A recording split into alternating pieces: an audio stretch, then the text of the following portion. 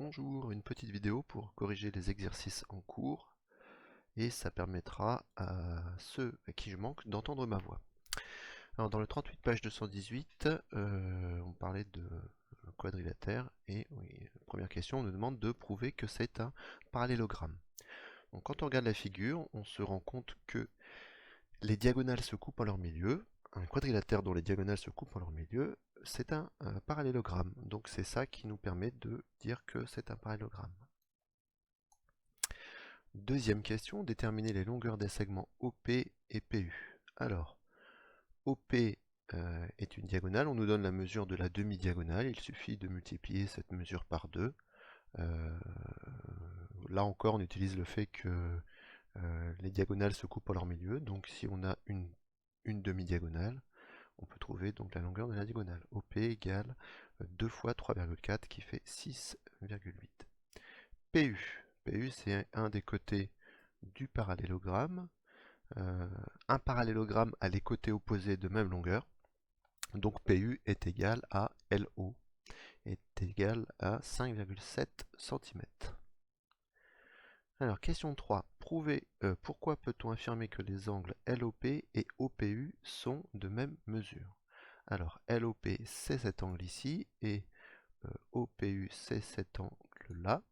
D'accord? Donc, ce sont des angles alternes internes, formés par la droite OP qui coupe LO et PU.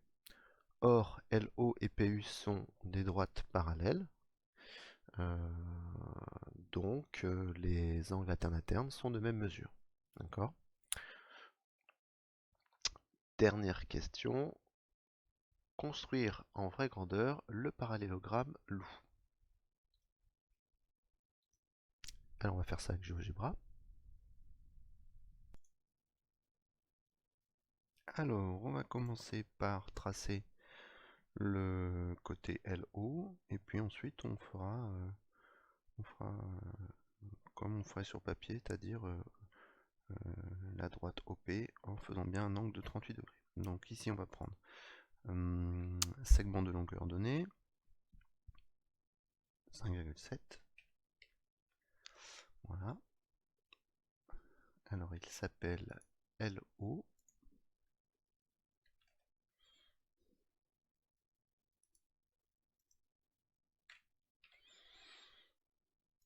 Voilà. On va utiliser un rapporteur. Donc sur le cahier on utiliserait un rapporteur. Angle de mesure donné, on doit mesurer 38 degrés. Voilà. Donc on va tracer une droite à 38 degrés de LO. Ok.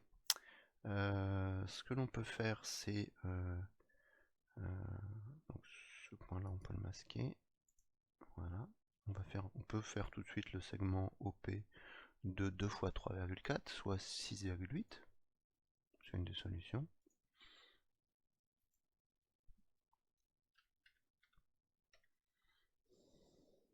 Donc c'est comme ça qu'on ferait, c'est comme ça que l'on ferait sur son cahier, quoi. On tracerait ici, on ferait un petit repère à 6,8 cm. Voilà. Donc ce qu'on peut faire, c'est alors ce point-là s'appelle comment? Ce point-là s'appelle P. On peut tracer le côté LP. On sait que le côté OU va être parallèle à LP. Donc on fait une parallèle, puisque c'est un parallélogramme. On clique sur parallèle, on s'arrête ici. Voilà. On sait que PU sera parallèle à LO. On s'arrête ici, et on a trouvé la position du point U. D'accord. Donc ce point s'appelle U. C'est terminé. On peut masquer nos traits de construction en quelque sorte.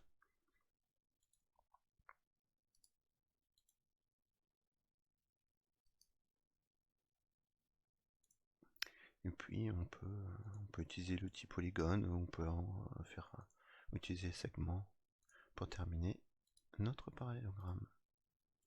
On peut tracer l'autre diagonale. Voilà.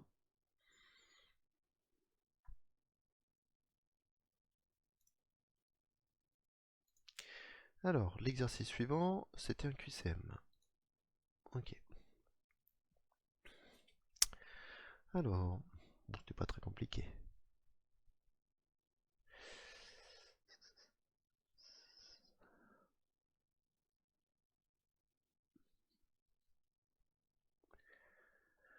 Sur la figure ci-dessus, citez deux angles alternes-internes de même mesure. Alors, LKG, LKG, celui-ci, et IJD, IJD. Voilà. Donc pour que ces deux angles alternes-internes soient de même mesure, donc la séquence c'est bien sûr EJ, les deux droites coupées sont AB et JD. Pour que ces deux angles soient de même mesure, il faut que AB et JD soient parallèles. C'est le cas ici, puisqu'on nous dit que AB est parallèle à CI et que CI est parallèle à DJ. Donc, voilà. Si deux droites sont parallèles, toute droite parallèle à l'une est parallèle à l'autre. Donc, forcément, ces deux angles alternes-internes sont de même mesure. Donc, la réponse A était une bonne réponse. Il peut y avoir d'autres réponses dans ce type de QCM, mais KLH est ici et celui-ci, et LKI, LKI, LKI, voilà, c'est LKI, c'est donc celui-là. Donc, ils ne sont pas du tout alterne-interne. EKA, EKA, on est là, donc là, ça marche pas du tout. Voilà, on va passer. Donc, c'était la réponse A. Question 2. Question 2, petit a. Alors, sur la figure ci-dessous, citez deux angles, deux triangles égaux. Alors, ces deux triangles égaux, c'est c'est la réponse C. GLK et GCI. Alors, on va les repasser.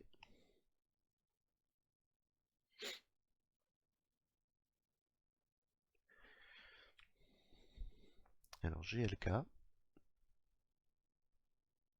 je les repasse grossièrement, c'est juste pour raisonner. Et GCI. Alors, pourquoi ils sont égaux?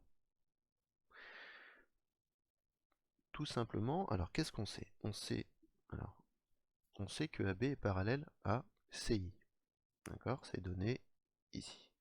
Donc on peut écrire la relation de Thalès. On peut écrire que GL sur GC est égal à GK sur GI est égal à KL, qui sur IC. KL sur IC ou CI. D'accord? Or, on nous dit dans l'énoncé que KL est égal à IC. KL est égal à IC. Donc, ce quotient-là fait 1. Ces trois quotients sont égaux à 1. Donc ça veut dire que, on a déjà vu ça, que GL égale GC et GK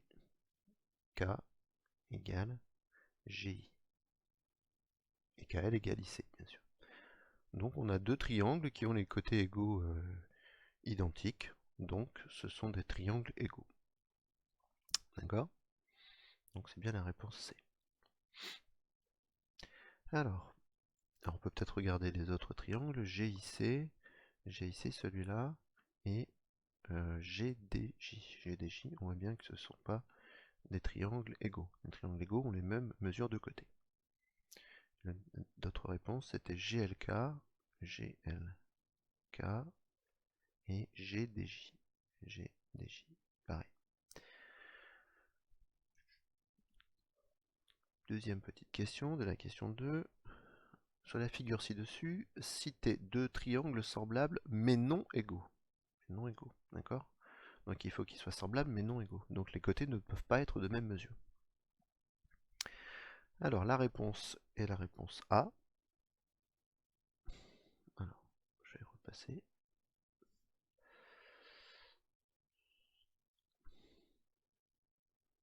GLK. Donc, GLK et GDJ.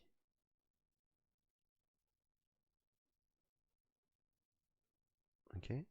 Donc, pourquoi ce sont des triangles semblables? Parce qu'en fait, ici on peut écrire Thalès encore. On peut écrire que GK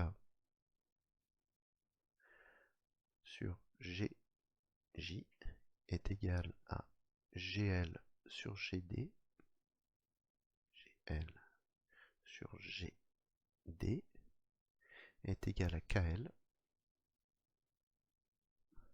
sur DJ. KL sur DJ, je ne me trompe pas. Et si je peux écrire ça, en fait, je peux écrire que les deux triangles sont proportionnels. D'accord? Donc si les triangles sont proportionnels, si les côtés des triangles, les longueurs des côtés des triangles sont proportionnelles, donc ça veut dire que les triangles sont semblables. Voilà. Et on voit bien qu'ils ne sont pas égaux. Donc voilà. Alors, question 3. Un parallélogramme possède deux diagonales de même longueur. Deux diagonales de même longueur. Non. En tout cas, tous les parallélogrammes ne possèdent pas deux diagonales de même longueur. Un quadrilatère qui possède deux diagonales de même longueur, c'est un rectangle. D'accord? Donc on peut trouver des parallélogrammes qui n'ont pas deux diagonales de même longueur. Un parallélogramme possède deux diagonales qui se coupent en leur milieu. Ben oui, bien sûr. C'est la définition, c'est une des propriétés d'un parallélogramme. Les diagonales se coupent en leur milieu, on l'a dit dans l'exercice précédent. Deux côtés consécutifs de même longueur. Non, pas du tout. En tout cas, pas forcément. Pas forcément. Faut bien comprendre ici que la réponse qu'on doit entourer, c'est celle qui est vraie systématiquement pour tous les parallélogrammes. Si vous avez un parallélogramme, vous avez ces diagonales qui se coupent en leur milieu. Alors, quatrième question. Un losange possède deux diagonales de même longueur? Eh bien, non, pas forcément. Ça, c'est la caractéristique d'un rectangle. Un losange possède deux diagonales perpendiculaires en leur milieu? Absolument oui. Si vous avez un losange, ces diagonales seront perpendiculaires. Et comme un losange est un parallélogramme, elles seront perpendiculaires en leur milieu. Un losange possède quatre angles droits? Absolument pas. Là aussi, c'est une propriété d'un rectangle. Voilà. À la prochaine, à bientôt.